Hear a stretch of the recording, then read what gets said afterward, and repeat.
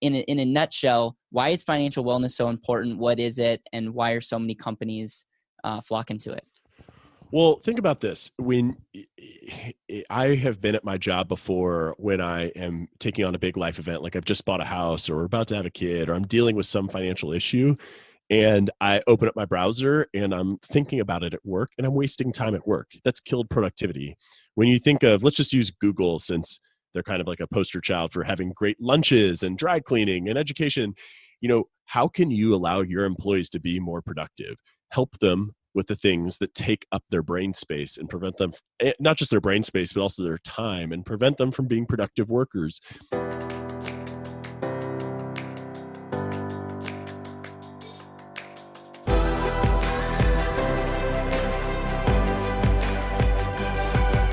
This is BetterWealth with Caleb Williams. Hey everyone, welcome to another episode of the BetterWealth podcast. In today's interview, I had an opportunity to sit down with Peter Lazaroff, and he is the author of a book called Making Money Simple. And it actually, we had a large lot of podcasts that we did, and so this got pushed back, and we actually did this interview pre-COVID. I know that was a while ago, and we talk about, financial goal setting, investing, financial choices. And so some of the things, we don't agree on everything. I think he has a lot of good points that he makes. And you're going to notice that some of the things that he says might have changed. But I still think that this interview is relevant and is important, and we're excited to highlight it. So I wanted to just share with you a little bit more current update to what you're going to be experiencing. So without further ado, enjoy my conversation with Peter. Peter, welcome to the show, man. Hey, thanks for having me, Caleb. I love, as we were talking before, like hearing different people's perspectives, their stories, their philosophies, and just as we were talking, some of the big concepts that you have in your new book, which I'm super excited about and I want to help you promote. But I'm really hoping that this can be a conversation to dive into your story and why you're even passionate about this to begin with, because I think it takes a kind of crazy to love this so much that you want to be in it all day long. But then I'm also hoping that you can give some key takeaways to my audience on just better wealth. This is the Better Wealth podcast. We truly believe in living a better life, and we understand if we can use money in a powerful way, that can help us do some amazing things. So why don't you introduce yourself to my audience, give your origin story, and then we can get into the nuts and bolts. Sure. Well, I'll tell you briefly where I am today, super briefly, but I'll tell you how I got there. That'll be the real story. But I am the Chief Investment Officer at Plan Corp, which is an independent registered investment advisor, which is really fancy language for just saying a totally independent firm that has no attachments to any sort of fund provider or insurance provider or tax provider. And we work directly with our clients, and I oversee a little over $4.5 billion in assets. And so how did I get to this place? Well, I tend to trace it back to my 12th birthday. My grandmother gave me a share of Nike stock, and I have a December 20th birthday. My dad is Jewish and my mom is Catholic. So we have my birthday, we have Hanukkah, we have Christmas, we have it all. They used to be like, all right, let's just go to the closet and get them a gift. So the magic for my birthday has always been gone a little bit.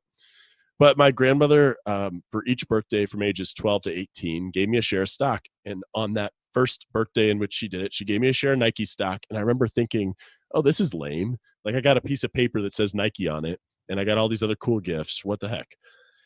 And she started talking to me a little bit about how it was an ownership in a company and how the shoes I was wearing, I now owned a piece of the company that made those shoes. I'm like, oh, well, that's pretty cool. But what really got me hooked and interested was the stock started to split. So my 1 shares became 2 shares, and my 2 shares very shortly thereafter became 4, and then 4 became 8 and 16 and 32. And I was getting these dividend checks in the mail for doing absolutely nothing at all. And I was thinking, this is amazing. I have to learn as much as I can about investing. I'm hooked. And I was not a big reader growing up. I think getting me to do schoolwork, I think, was quite a chore for my parents. So when I had asked them to take me to the bookstore to find a book on investing, they just, I think, were so thrilled. They would have bought me anything to read at that point in time. And, I just became fascinated with it. And I think a lot of it was the fact that the way that wealth was created and how there was a system to create wealth without doing anything at all.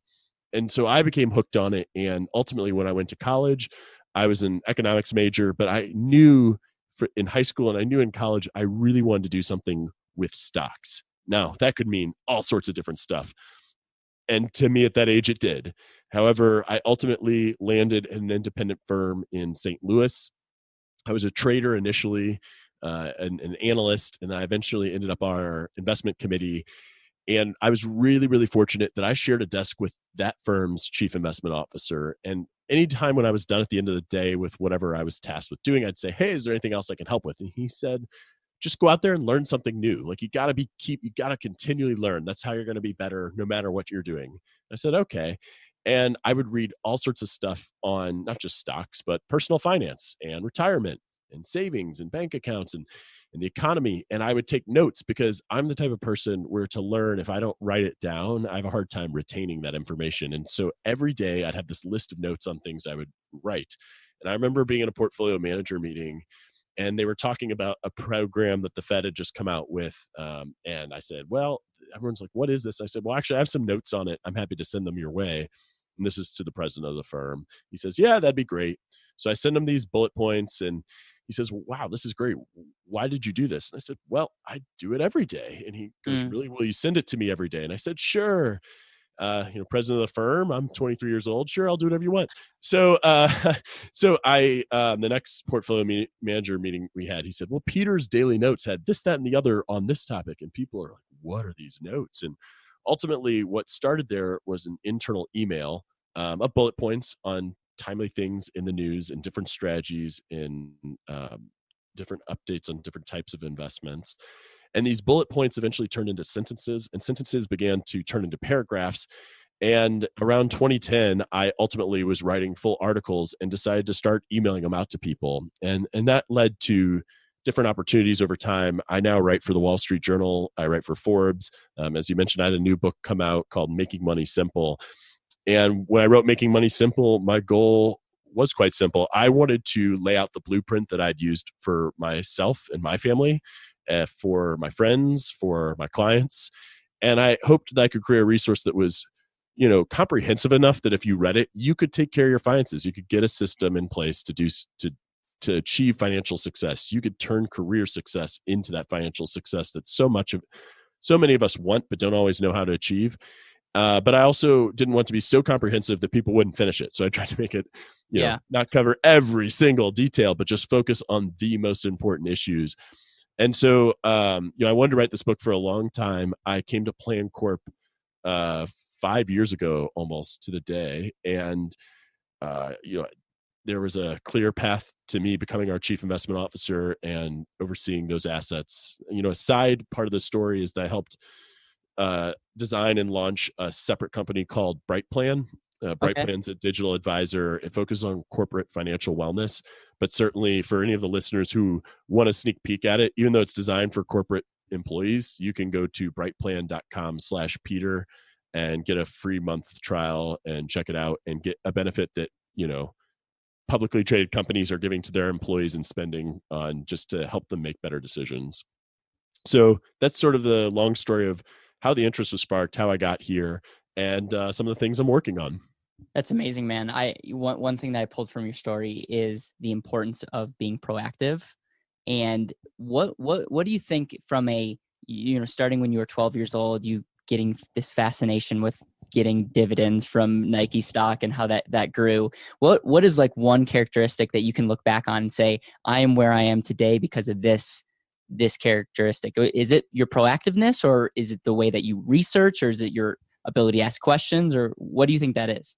So I'm a really competitive person. We do a lot of behavioral screening when we hire people, as well as when we promote them, and for internal purposes, so that we all work together. And I score off the charts for competitiveness. Now, I'd also tell you that I'm strategically lazy. So the idea of being paid money for doing nothing really appeals to me. Don't get me wrong, but I'm competitive in a sense where I'm an achiever, and if there's a level for me to climb to, I'm going to try to climb to it. And if I reach the top level, I'm going to build another level to climb Yeah. to it. So, if there's one attribute, it's probably my competitiveness. And I think particularly when you're writing as much as I am, or doing like news spots or speaking, there are people in the profession that I really admire, and I see them and they're highly visible on social media, and we cross paths a lot, and I'm a little competitive with them. I mean, they're Yeah. friends and I'm not mean about it, but I see what they're doing and I say, I want to do that too.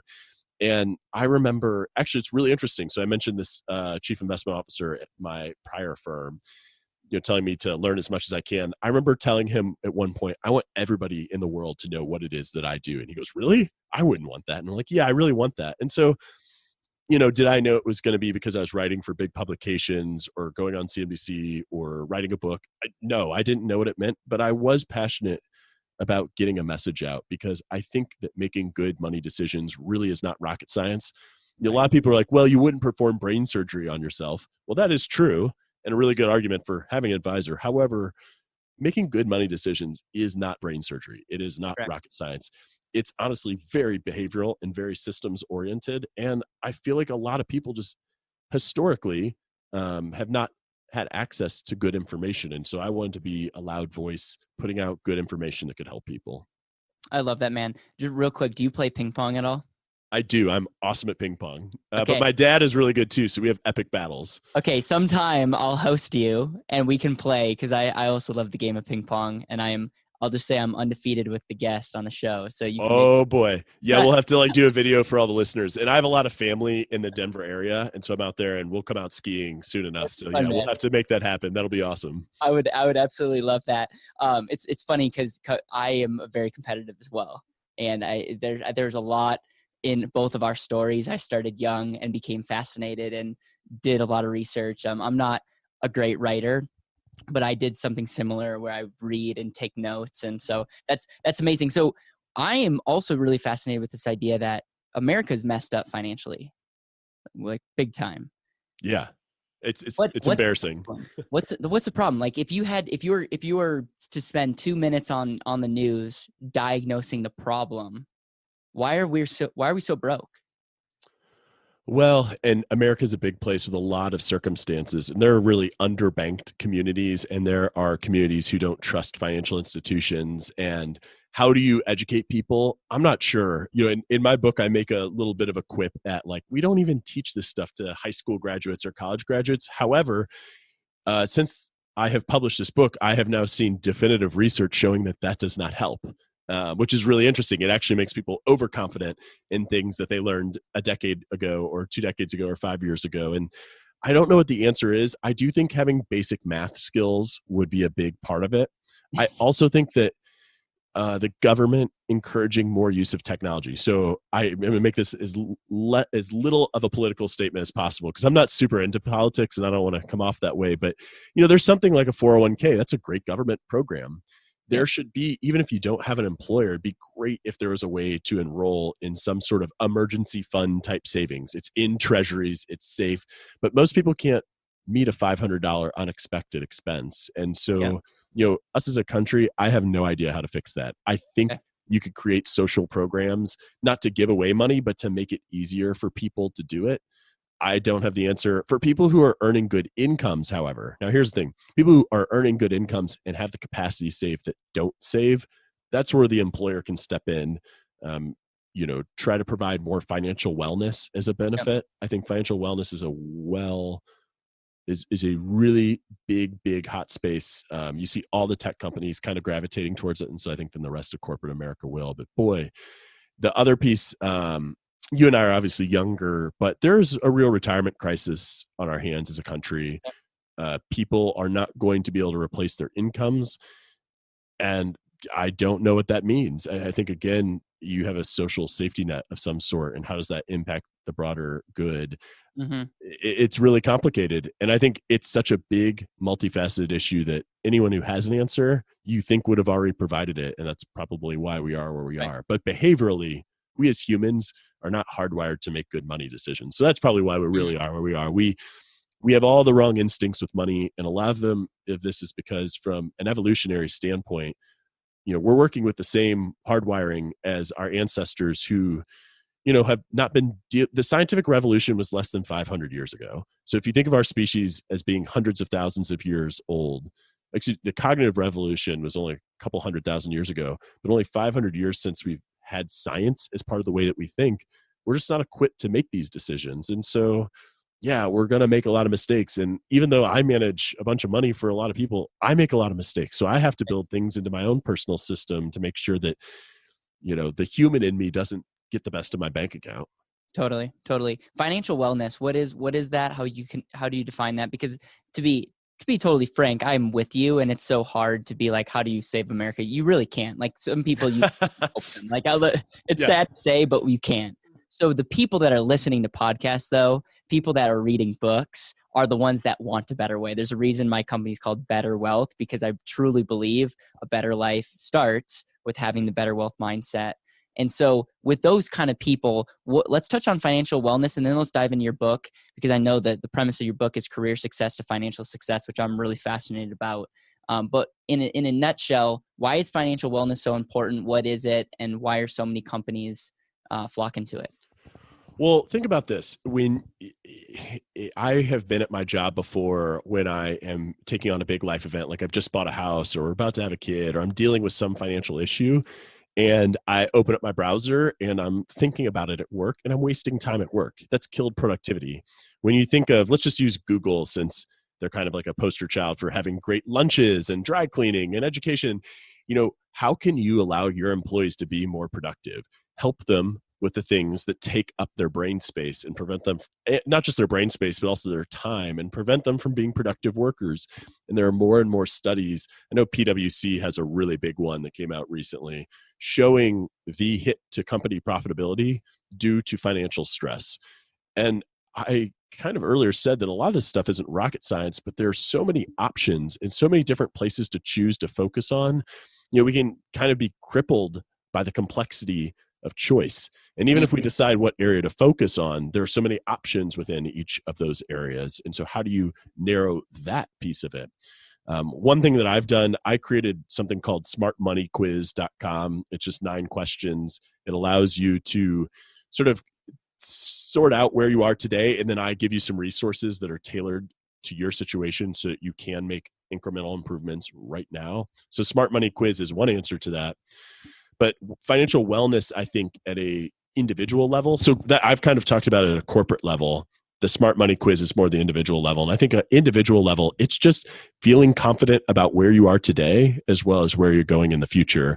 Everyone being financially healthy looks different for everyone, just the same way that looking physically healthy is different for everyone. Yeah, it's interesting, because if you're not feeling well, or if you're overweight and you can't perform, you're not going to be at 100%. I see the same thing with financially. If you're worrying about things, you're not going to show up powerfully at your job, which will then affect everything. And so I love that corporations are getting that, and that there's more to wellness than just health, which I really am big in. But it's more about how you think about your money, and that your mind can be focused on where you're at. Totally. All right, let's dive into your book, man. Career success to financial success is the overview, and it's really making money simple. What a great title. Thanks. I think that's a really what's your book about? Making money simple. It was hard. Yeah. Hard to come up with a simple title. Truly. I'm telling you, man, it is. It's so simple now that you see it, but you have like a million different ideas, and then it's what are you going to do the subtitle on, and it's crazy. Well, I know you have a book too, and it's such a tremendous achievement, but I will tell you, I write a ton, and I would like to think that I'm at least a competent writer. I almost never title my articles. I can't figure out what to title them. I actually titled this book. I dealt with a lot of things I could not figure out, and I was so aw shucks about it. I'm like, I don't know. I have this one thing, but I don't think it's that great. But the more and more I looked at it, I'm like, you know what? I really like this. So yeah, you're the first person to ever comment that, which is why I give you that extra background. I've done a lot of interviews since the book coming out. And so thank you for appreciating something that I actually titled myself. Very happy about that. I'm not going to say that you agreed with this, but maybe we could co-write a book on how not to write a book. Yes. Yeah. I liked that idea. I think that's a good one. Yeah. I'm telling you, it's not all, it's a lot harder, and it's a labor of love. So Sure. dude, I have a ton of respect, and I'm 100% hoping to dive into this, and then hoping that my audience can help support you, because I also know you don't write a book for the money. You really don't. Hopefully you knew that going in. If not, I want you to know you're not going to make money off of this book, or not directly. No. And because I have a publisher, I waived my signing bonus so that I could acquire books at cost. Cool. And it's just a fancy business card, and all the listeners, maybe I'm like totally upsetting the vision of what book writing is all about. But yeah, I mean, it's a fancy business card. Hopefully, my life story having read it. And hopefully you actually walk away feeling like you know who I am. You don't just like learn about money from some robot. Like I'm a real person who makes mistakes and has a real life and has passions. And so, yeah, I mean, you and I could probably go on for hours on how to not write a book or whether you just shouldn't do it in the first place, but super Right. cool to have it. Yep. So career success and financial success, what's the premise of the book? And then I want to also touch on the reverse budgeting, because that's a Yeah, big topic here at BetterWealth, is our hate for budgeting, but our need for controlling our money. sure. So, I kind of feel like I am financially successful in part because I've had a nice career and I've worked hard, but also because I've made good decisions. And so that's sort of where this concept of turning career success into financial success came to me. Mm-hmm. I don't think that just because you have career success, you have to make good decisions in order to have that translate into something meaningful on the wealth side of the equation. And I divide the book up into 3 sections. The first one, if you only read the first 4 the introduction and then the first 4 chapters of the book, what you would have learned is how to set goals and how to create a system to meet those goals. Because I mentioned earlier, we as humans are not the best at making money decisions. And something like budgeting that requires daily activity is not a good strategy. We do not have that sort of willpower. And so what are some things that you can put in place to make good decisions over and over and over again with minimal to no effort? So that's really what the first section of the book is about. Second section is all about investing. It's not just a how-to. There is a little theory behind it, in part because of my background. And I think it's important to understand the system that you're using. And then the final part of the book is big one-time decisions people face: buying a home, having a family, getting married, buying insurance, getting an estate plan or taxes, all those kind of big one-time things that are super important. But that first section, that's where the reverse budgeting lies that you talked about. And I know we talked beforehand, like nobody likes to budget. And so here's a system I've used. I don't think I came up with the term reverse budgeting. I feel like I had seen it before. And people, I can't quite pinpoint it, but I've certainly seen other people use it since.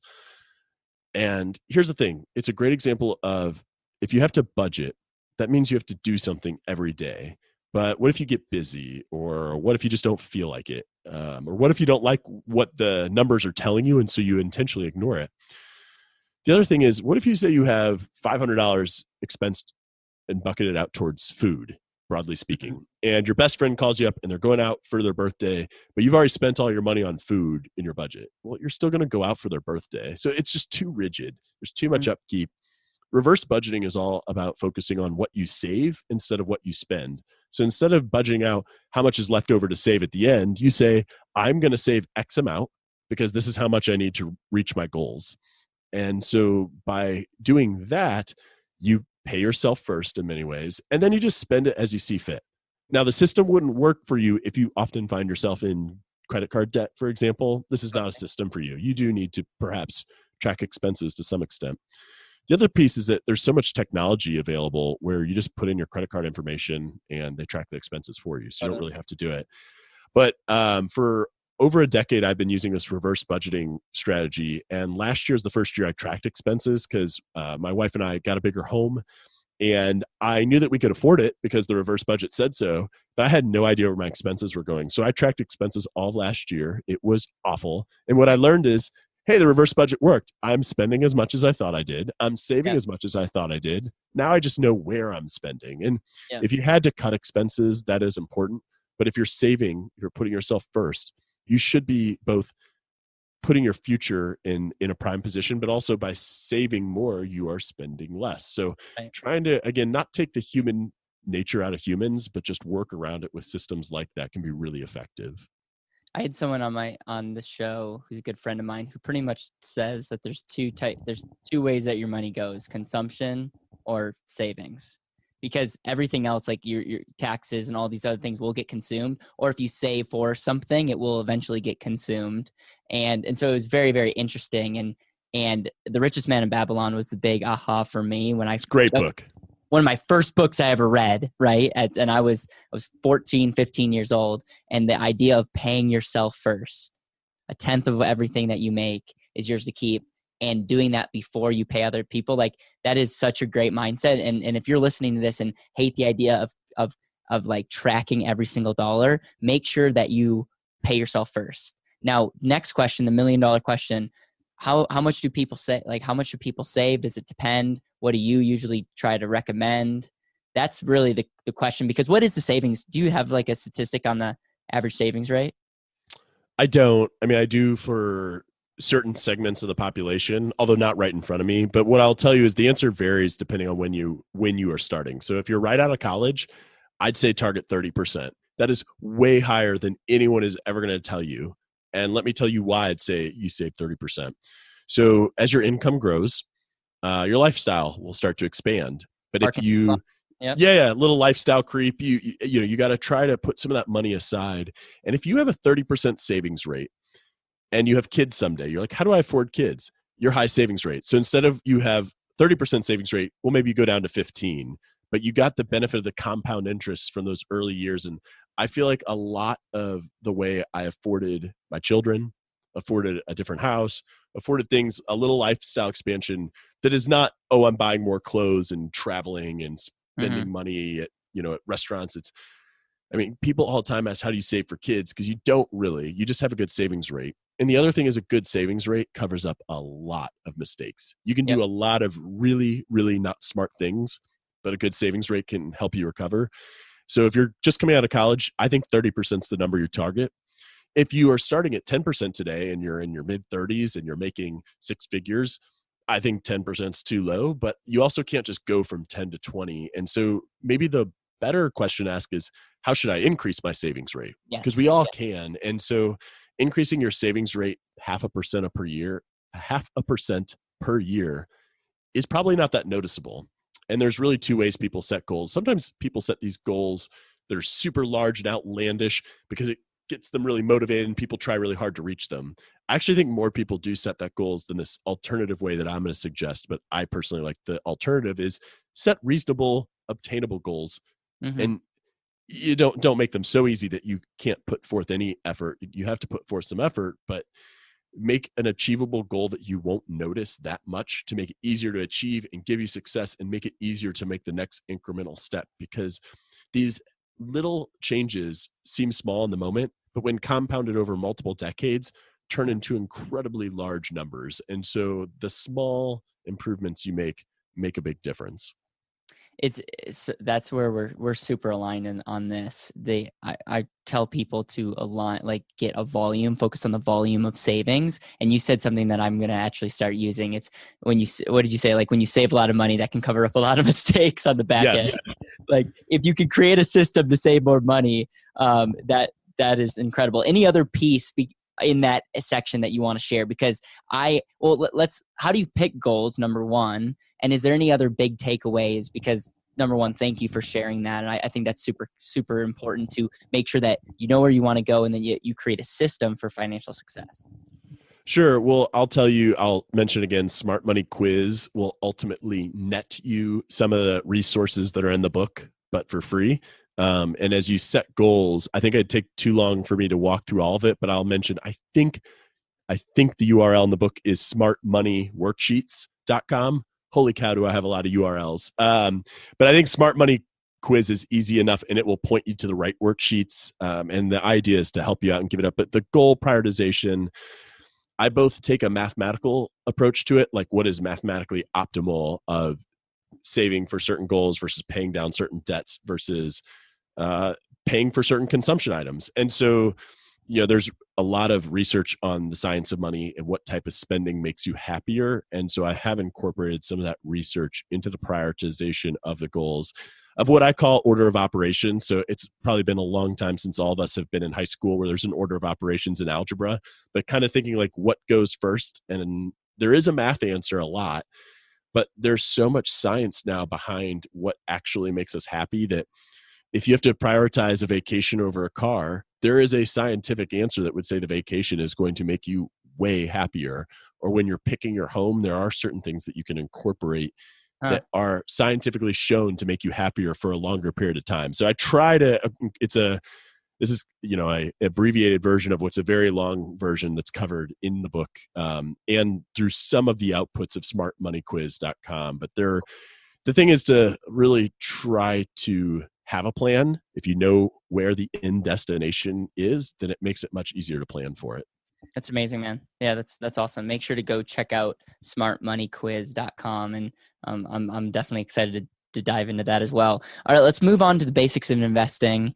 This is where we may disagree on some things, but I am super pumped to hear like how you lay it out in the book. I know that you don't get into specific strategies, but you lay out basics. And I would say from someone that is managing over $4 billion, you know a thing or two about investing. So I sure hope so. Well, here's the thing. So I can kind of walk through a little of what's there. I start the investing chapters by outlining common mistakes people make. And I mean, look, people chase performance and they market time. That's what they do. They try to pick a single security or a single strategy to beat the market. And even if that's not explicitly what they think they're doing, it is what they are doing, trying to time the market or chase performance. They also pay too much in fees. And so those are some of the highlights. I do go into some theory to talk about why costs are important, why efficient markets are important, why it's so hard to beat the market. What is an approach that doesn't rely on being smarter than everybody else, but harnesses everybody else's knowledge for your own benefit, and just kind of systems to start investing that will give you the highest probabilities of success. The one thing that I've learned in my career, just of managing portfolios and working with institutions and retirement plans and individuals and families and charities, is that there is no such thing as a perfect portfolio. There's really only the one that you can stick with for as long as humanly possible. And so what I've done is I've tried to outline, again, enough information to inform you to make some decisions. The publisher did make me put in a model portfolio, so that is in there. I didn't really want to, but I was like, fine, we'll just do it. But they're mostly just low-cost index funds, and then there's a secondary approach that instead of index funds, accepts some tracking error in an effort to beat the market over a long period of time. Still low cost, still low turnover, still low tax. But, I think the investing side, it's more important. The most important thing about the investing is your mix of stocks and bonds and your savings rate. Totally. Your savings rate is crazy, the impact it can have on your portfolio. Making your portfolio more aggressive has such a small impact relative to increasing your savings rate by 1%. It's insane. And there's a table in the book that shows how impactful that savings rate really is. That's amazing. I have a calculator called Max Potential. It's put on by Truth Concepts, and it shows you and when you increase your savings rates and how valuable that is. Let me ask you this. So there's a lot of entrepreneurs listening to this and a lot of people interested in investing in either real estate or investing in markets. I know that there's option traders listening to this. Would you say that everyone should be in the market at some point? Like, should I as a business owner have some kind of portfolio along with the other things that I'm doing, or does it depend on the result that you want? I know that's a general question, but I'm wondering if you get into that. Yeah, I think that if you don't invest in the market and the other option is cash, nobody's savings rate can be high enough to outpace inflation and grow your money fast enough to meet all your long-term goals. So I would say, yeah, I do think everybody should be invested. Should it be their number one priority? Not always. So sometimes I think you should have an emergency fund or pay down debt or, have proper insurance in place or something like that.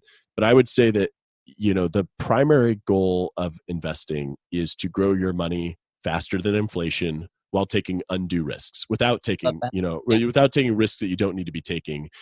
If you only save in cash, you're not going to be able to meet your long-term goals. You just aren't. And if you only invest in bonds, it helps a little, but inflation does eat away your purchasing power. And so equities are required to meet. It's riskier to not invest in terms of like meeting your long-term goals than to invest. And I think today in particular in the market, like the market's down, it has a big down day. It's down 3% yesterday and down 2% today. And I know I'm dating the podcast a little by saying this, but we've been up for the past 10 or 11 years.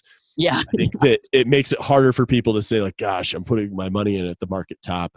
Well, 75% of the time after a market top, when you go out 12 months from that market top, 75% of the time the market is higher. So like the market top, look, the markets go down all the time. They go down 10% on average once every 12 months. It's laughably normal. Mm-hmm. 20-30% drops happen a ton as well. 65% of calendar years have a double-digit drop, and well over a quarter of those are 20% or more. And so those drops are normal. And so people might be afraid to invest because you do temporarily lose money. But I assure you that over the long term, it is way riskier to not be in the market than to be in it. It's what result do you want? Are you looking for today's result, or are you looking for something in the future? My question really goes based on, what if you're in the business of running your business or I in see. real estate? Because I've heard a lot of people say real estate, like they would say they're way outperforming not only the market and inflation, but that can be risky. Like Right. you're not diversified. You're now, I hope you know what you're doing. And the same thing with business. Like Jeff Bezos, like, is doing pretty good. And how many businesses fail, and that's your whole life savings. So it's really creating a system where you can save, outperform inflation, grow, and also hopefully minimize risk without also hitting your goals. I think that was really beautifully said. Yeah. Well, and I think obviously if you are only doing real estate or you're only investing in your one business, that's not a super diversified approach. Yeah. Like, I think that's the one thing is you put all in, you can have a lot of real estate holdings. Your business itself can be highly diversified, but like I'm a business owner of an investment firm and I'm investing dollars. So that will go to show you, my business is pretty tied to the market. The real estate stuff, it's always, a lot of my family, my uncles own a real estate company that does multifamily housing and commercial real estate, and they work really hard for their 6 to 8% long-term return. Yeah. I do not. Yeah. I click deposit and invest. So it's all a preference, but I would say diversification is important. Protects against unforeseen things, and you are compensated for taking certain types of risks. Is a provider of capital, whether that's to a company or to a piece of land or to a borrower. But Mm-hmm. There are risks that you are not compensated for, and that idiosyncratic risk of not being diversified is something that you are not compensated for explicitly. Right. So now let's move on to the third point or section, and it's this bigger one-time decisions. You can disagree with me on this. I really believe that your greatest financial need is spending and using money throughout your life. I think if you look at most people and they spend money, and there's not a ton of people showing them the best way to do that. So I love that this is in here, man. And I love that it's the third section, because so often it's number one or number two. And I love that you have the end in mind. And so why don't you break that down? And then I'm curious what your philosophy is in helping people make those one-time big decisions. Because I think we're in alignment that if you don't get this right, it could be a bad thing. Yeah. And you mentioned something earlier, like it's either savings or consumption. Yeah. Another way to say it's either consumption today or consumption tomorrow. It's all consumption. We're all spending it. Some of it's more fun than others. And the big expenditures, those are real opportunities to change your net worth for the better or for the worse. And maybe your goal is to have the biggest net worth when you die. You can't take it with you. So I do think you should spend it. I think you should have enough to be secure, and that you have the freedom to make the choices you want and live the life you want to live. And as I structured the book at this end to have these big one-time decisions, it was tempting to put them in different places throughout the book. But I felt like, okay, we're going to get the system in place. We're going to make sure people are investing in a prudent manner.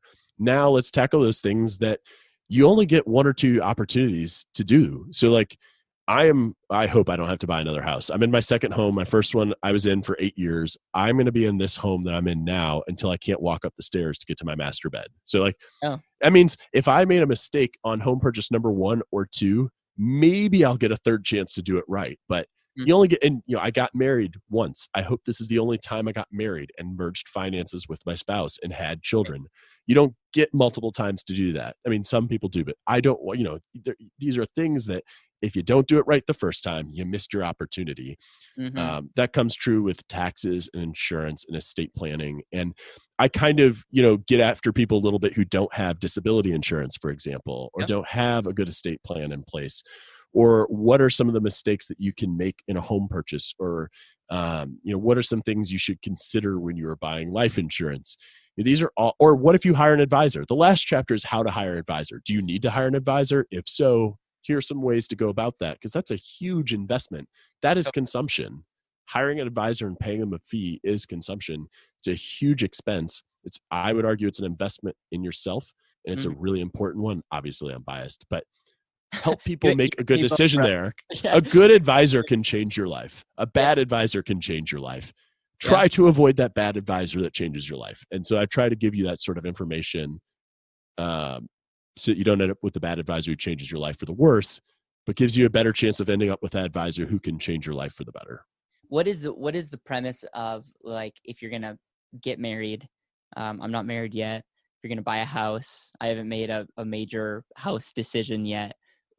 What are some of those things that you talk about to really make sure? Because I agree, the reason I'm cautious on certain things is I don't want to jump in, and I kind of feel, for me, this is gonna turn into a therapy session, but like, I don't want to make too many crazy decisions before I'm married, because I know that there's going to be some decisions that will happen when it happens. But I mean, that's not true. Like, I would say I have a company with tons of people working here, and we're doing things. And so it's definitely like it's kind of a give and take, if you want to say that. Sure. Well, I think the number one mistake I see people make prior to marriage is buy a starter home. Mm, I think if you can't picture a realistic future where you're in your home for 10 years, you shouldn't be buying that home. Now, I just told you I was in my home for 8 years, but I pictured a scenario where we're in there for 10. And truly, I'm married, and it was not entirely my decision to move. Love my new house, but just yeah. being honest here. Yep. The other thing is that if you buy a house before you're married, I have never in the history of my career met a person who owned a house, then got married, and the spouse likes the house they lived in. They never liked the house, ever, ever. And the way that you make money on a house, if you even want to call it that, is, well, get lucky with your timing, or stay in it for a really long time. If you're in your house for less than 5 years, with the closing costs, with the interest costs, with the Yep. moving costs, with the furnishing costs, with the maintenance costs, you definitely lost money. You may have bought your house for one price and sold it for another price, but that misses all the expenses that went into it. So I think that is the biggest mistake that people make prior to marriage. Once you're married, there's really no right or wrong way to merge finances and to set up a system. But I think that millennials and Gen Xers are a lot different than the baby boomers that either kept it all separate or put it all together. And Mm, so I do outline some different systems for merging finances and having these conversations. There are a lot of statistics out there. I use one in the book because there's so many people saying it, but they say like half of marriages end in divorce, and the number one cause cited is usually money. yeah. And so, like, how do you prevent that from happening? I can't prevent your marriage from falling apart, but I do know what good money communications look like. And I do know that everybody needs a system that fits their lifestyle. And so going through some of those things, can be really helpful in setting the tone for a marriage, for good communication and Mm, good, everyone has different money personalities. It's very rare that you see someone who's very saving with another person who's very saving oriented. Somehow they always find the spendthrifts. They always do. I don't know how this happens. it's like extrovert and introvert. It's like Yeah, you almost totally. need to, like, even each other out. Yeah, I feel like 80 to 90% of the time, that's what I see with people we work with and people I see in my everyday life. And so just acknowledging that and trying Yeah. to help those people work through those decisions. Do you touch on how to buy a house, or what things that you should Yeah. go? Are you into 30-year mortgage or paying off your house quick? So I didn't deep dive into types of mortgages. I would say the argument for paying off your house quick is not mathematically a great one, especially But where rates are today. I do talk about how much home you can afford, whether or not you should be buying versus renting, and how to make that sort of decision. Um, I go through mistakes people make when buying a home. So, like cheaping out on inspections, not using a professional. People are like, I don't want to pay 6% of the price to have someone do this. You know what? If you've never bought a house before, trust me, you want someone who knows what they're looking at. You yeah, don't know what you're looking at when you're buying a house for the first yeah, time. dude. So, yeah, I touch on the high level stuff, but again, it was trying to not cover everything in great detail, but cover enough to be useful and impactful to life. Yeah. I could talk to you all day, man. Thank you for just all this. I can't wait to read the book and just learn way more about the systems and just how you think. the question that I end our podcast with all the guests is not a money related question, but it could be. And it's this. If this was your last day on earth and you knew that this was your last day and you were with the people that you love the most, your family, what would you share to your kids? What would you pass on to your wife and all the things that you've learned? What would that last conversation look like with them? Sure. Well, I will say that part of the motivation in the middle of writing the book, which was really hard to keep going, was I was like, if I ever get hit by a bus, at least my kids will know what I thought about money if they just have this. Now, in this scenario that you've painted, I think I would encourage my kids to, work hard and follow their passions. Don't trade it. Don't do the things solely for money, but do something you truly love. I would encourage them to travel and see the world. Don't just live in our little bubble. Go see the rest of the world. That gives you a lot of perspective. But I think that my kids are pretty young. They're 6 and 2. If they are older, the message might be different. But I think it's really important for them, to just do what's important and know that, if it's my last day on earth, I would be proud with whatever they choose. And, they'll be good people. Just like be kind. I think if you can be a good, kind person, that's going to probably do more for your life than having a lot of wealth. You'll have great relationships. Investing in your relationships and your experiences, boy, that it's hard to measure the return on those things. But money buys you a lot of conveniences, and there are lots of things tied to happiness that it can do for you. But having really good relationships and having great experiences, that's what you're going to remember when it's all said and done. Yeah, I love that. Harvard did a really good study on the people live longer, happier lives when they are in relationships, and I think sometimes we can get so focused on tactics and strategies that we miss the reason why you even want money to begin with. Any last thoughts that you want to share? And then I also want my audience to be able to connect with you, get the book wherever you want to send them. And man, thank you for this interview. Yeah, it's a lot of fun. Yeah, I'll just repeat it one last time. Smart Money Quiz is a resource designed for everybody. So 9 quick questions, and I'll give you all my best resources I have tailored to your specific situation. Or you can go through multiple times and answer it lots of different ways and get different resources. But, if you want to follow me, I'm at Peter Lazaroff on basically every platform, Twitter, Facebook, Instagram, LinkedIn. The tricky part's spelling Lazaroff, but if you Google my last name, it'll figure it out. I have a website, peterlazaroff.com. Basically, anything I do content-wise eventually ends up there as well. I love it, man. Hey, thank you so much for being on the show, and I wish you the best, and I can't wait for us to have this ping pong match. Yeah, game on. Thanks, Caleb. Thank you so much for listening to the BetterWealth podcast. It would mean the world to me if you could hit subscribe, leave a review, and share this with the people that you know and love.